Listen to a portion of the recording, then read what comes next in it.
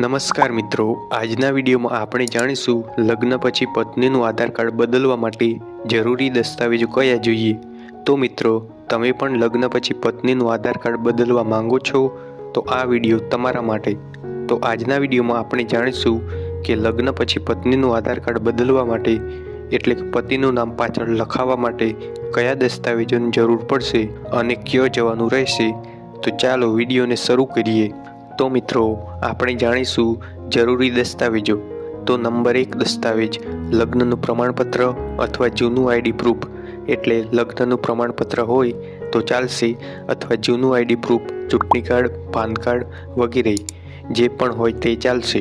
અને મિત્રો, જો લગ્ન પ્રમાણપત્ર અને જૂનું આઈડી પ્રૂફ લઈ જાઓ છો તો પતિ પત્ની બંનેને સાથે જવાનું રહેશે। તમે લગ્નનું પ્રમાણપત્ર અથવા જૂનું આઈડી પ્રૂફ લઈને જાઓ છો તો બંનેને સાથે જ જવું પડશે। હવે નંબર 2 પતિના નામવાળું ચૂંટણી કાર્ડ। હા મિત્રો, જો તમારી પાસે પતિના નામવાળું ચૂંટણી કાર્ડ હોય તો તમારે એકલા જાઓ તો પણ ચાલશે।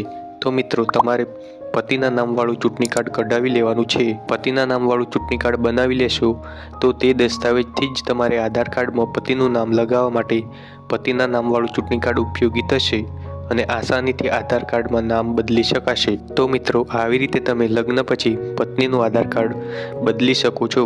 તો મિત્રો, તમને આ વિડીયો સારો લાગ્યો હશે, તમને આ વિડીયો થોડો પણ ઉપયોગી લાગ્યો હોય તો પ્લીઝ વિડીયોને એક લાઈક કરી દેજો અને ચેનલ પર પહેલીવાર આવ્યા હોય તો પ્લીઝ ચેનલને સબસ્ક્રાઈબ કરી દેજો।